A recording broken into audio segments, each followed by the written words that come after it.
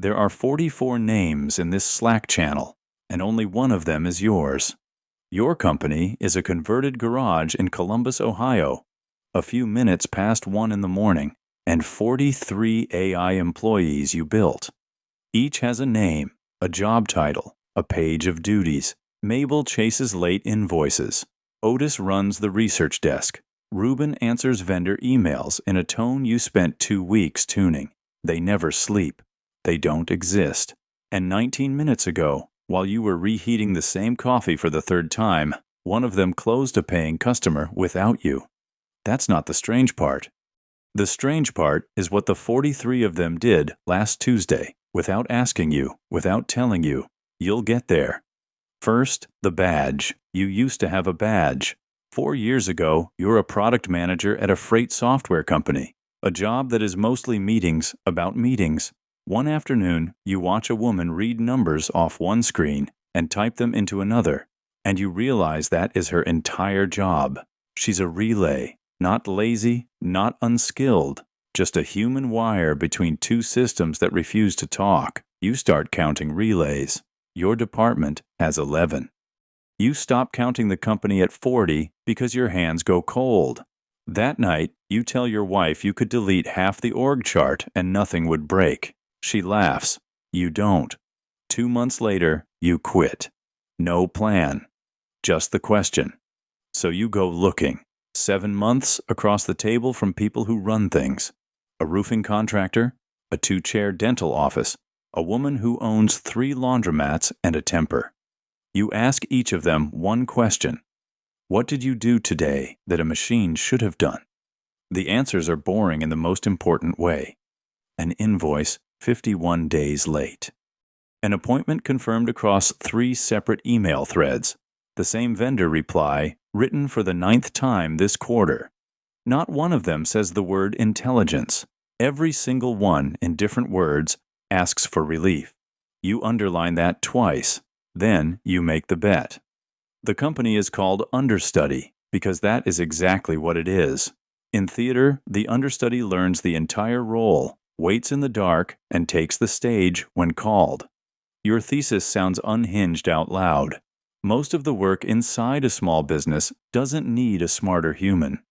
It needs an operating layer, AI employees underneath the company running the books, the scheduling, the follow-ups. Not a chatbot, not a dashboard, a workforce. You're not picking a fight with Workday or Salesforce. Their legal department outnumbers your furniture. You're standing on the one thing they haven't priced in yet. The models stopped answering questions and started holding jobs. Somebody has to hire them first. Your first version is a disaster. An AI bookkeeper that files a pest control company's termite treatments under entertainment and once apologizes to a spreadsheet. You nearly quit the week you demo it, but the owner, Arlene, 61, runs 9 trucks out of Dayton, doesn't cancel. She corrects the agent twice and keeps using it. When you ask why, she shrugs. The bookkeeper she lost in the spring wanted $22 an hour and left at 3. That sentence rearranges your brain. The market isn't waiting for AI to get good. Humans are expensive enough and slow enough that clumsy AI already wins. You celebrate the biggest insight of your life alone with thrice reheated coffee. Every win up here has a witness problem. Arlene teaches you something bigger, and it becomes the company. You call her every week, not to pitch, to watch things break. And you notice trust never lives where you expected. An agent that is silently right feels like a stranger in the back office. An agent that stops and asks, "Are you sure this goes under equipment?" feels like staff. Accuracy is a feature. Asking is a relationship. Trust doesn't live in the answers. It lives in the gap. You rebuild everything around that sentence. Then you make the choice everyone calls commercial suicide. You sell to companies nobody wants. 9-person plumbing outfits. Landscapers who have never met a procurement form. No IT department. No sales cycle. No patience for demos. The giants skip this end of the market because the checks are small and the support inbox is loud. To you, that blind spot is a business model. You can sign 1,000 tiny companies before anyone with a legal team notices the category exists, and you refuse to do more than one job. For the first year, Understudy only chases money. Invoicing, collections, follow-up. Investors keep asking when you'll become a platform. You keep not answering. Narrow isn't small. Narrow is deep. But focus only protects you from yourself. It does nothing about the clock. Then you find your real weapon, and it isn't intelligence. It's tempo. A public company whose logo you'd recognize announces a rival AI finance assistant the same month you launch.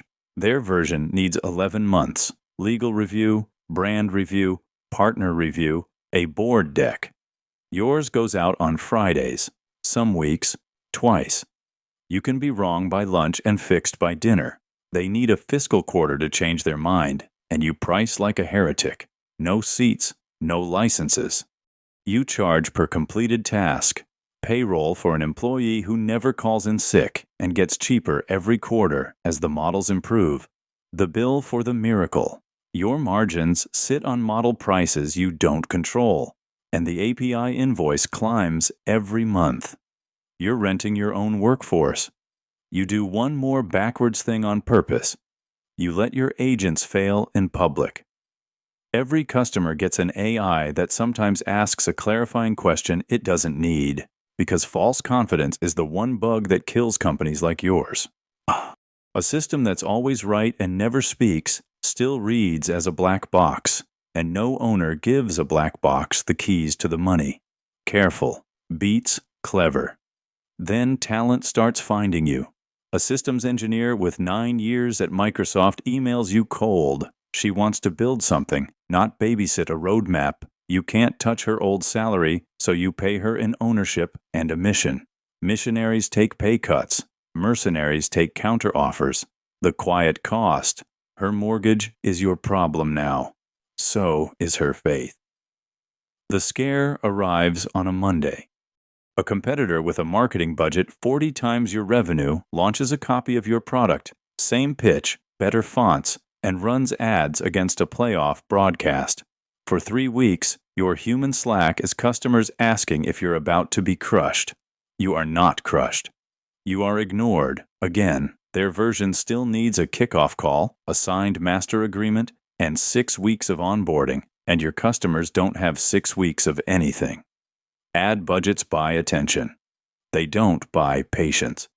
But while everyone watches the copycat, the thing that actually kills companies like yours is already inside the building, and it is not a competitor. This is the part nobody tells you. Staying alive is a separate skill from being right. That same year, 2 funded competitors, better decks, louder launches, shut down. They spent their runway courting enterprise logos that die in committee, while your unglamorous customers paid in their first week. Logos look great on a slide. They don't make payroll. Then it's your turn. Month 13, 9 weeks of runway. A term sheet collapses over a single clause. 3 days before signing, you spend a weekend rerunning numbers that refuse to change. Payroll, hosting, the model bills. You draft a message to a friend's father about a bridge loan on terms you'd tell anyone else to run from. You never send it. Because on Wednesday, you finally see what happened last Tuesday. Months ago, half as a joke, you onboarded Understudy as its own customer. Customer 0, which means Mabel, the collections agent, has been watching your books. And last Tuesday, without asking, without telling you, she ran the full playbook on your own receivables. Every overdue account. Politely, relentlessly. $27,000 you had written off as noise. Enough. Barely. You built a company that chases other people's late invoices. Last Tuesday, it chased yours. At 2:37 in the morning, your co-founder Wes finishes the thought. 131 businesses stop making sense tomorrow if you vanish. No spreadsheet outweighs that. You make payroll. Nobody ever learns how close it came. Nobody warns you about the quiet. Your college friends are buying houses. Founders you follow online announce rounds with numbers that read like typos. Your last press mention is 2 paragraphs in a regional business journal that spelled Understudy with an I. Some nights, check engine lights still glowing in the driveway, you watch the channel scroll, Mabel working, Otis working, Ruben working, and the line you used to say with pride turns over on you. They never sleep. Lately, neither do you. You automated the relay jobs. You're starting to wonder if you automated the part where anyone calls you back. You stop selling the hard way. You quietly partner with the people already sitting inside thousands of small businesses, accountants, bookkeepers, ops consultants, and cut them in on every account they bring. It looks like handing strangers margin you don't have. It is the cheapest distribution you will ever find, because one trusted human vouching for an AI workforce converts better than any campaign you could buy. Trust doesn't come down from billboards. Trust moves sideways through someone who already took the risk and lived. The shift arrives quietly. A regional accounting firm that used to be the alternative to hiring you calls and asks to resell you instead of staffing up.